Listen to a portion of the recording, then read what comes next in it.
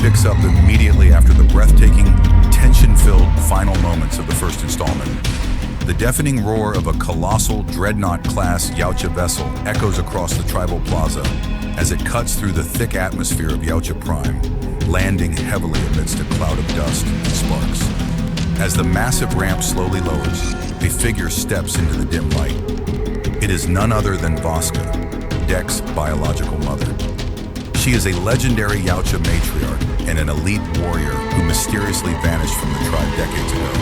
However, this is far from a heartwarming family reunion. Voska does not return out of maternal love. Instead, she arrives as the ruthless emissary of an ancient, fanatical Yautja splinter faction. This sub-clan adheres strictly to the ancient decree of purification, a doctrine far more merciless and unyielding than even yours iron-fisted code. According to this ancient law, all Kalisk creatures must be eradicated at birth. The faction believes that allowing them to survive poses an uncontrollable, apocalyptic threat to the universe once they reach maturity. Standing before the tribal council, Voska issues a cold, chilling ultimatum.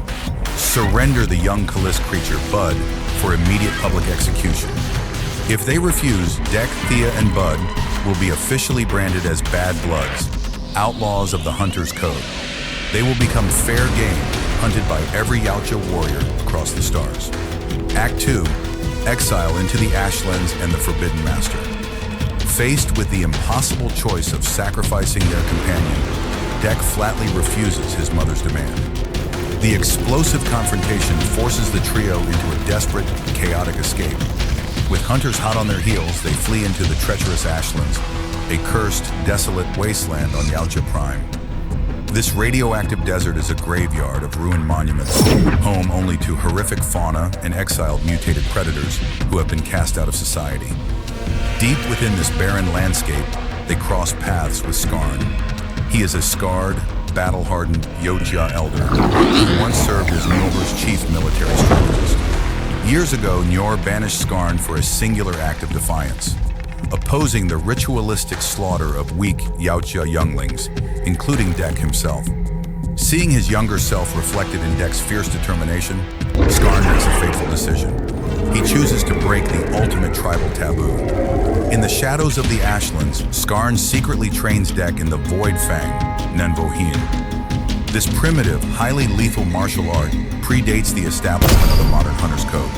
Centuries ago, the clan elders strictly banned the Void Fang after it sparked a catastrophic, bloody civil war that nearly drove the Yautja race to extinction. Act 3, Breaking Tradition and the First Ambush. Skarn's brutal training regime completely contradicts traditional Yautja philosophy. He forces Dek to fight completely unmasked, stripped of all high-tech weaponry, plasma casters, and smart discs. Instead, Dek must rely solely on raw instinct, heightened sensory awareness, and primal combat reflexes.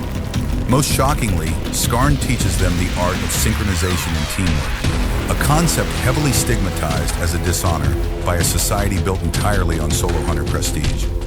During these grueling weeks, Dek learns to fight in perfect tandem with Bud. The young Kalisk is growing at an alarming rate, beginning to manifest a devastating evolutionary trait, the ability to project highly corrosive, pressurized acid spit. Meanwhile, Thea uses her advanced engineering skills to modify the salvaged Wayland-Yutani cloaking technology.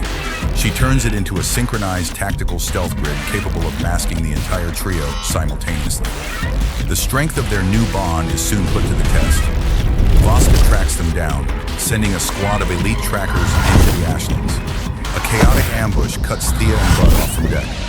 For the first time, Bud is forced to use his lethal acid spit in self-defense, melting a tracker's armor. Thea fights side by side with her alien companion, utilizing makeshift explosive traps and improvised weaponry to hold the line. Just as they are about to be overwhelmed, Dek and Skarn ambush the attackers from the shadows, utilizing the blinding speed and lethal precision of the Forbidden Void Fang to decimate the elite squad. Act 4, The Arena Clash and Ultimate Sacrifice. The narrative reaches its boiling point at the grand, ancient stone coliseum of Yautja Prime. Here, the entire tribe gathers to witness a formalized, ritualistic trial by combat between Dek and Voska.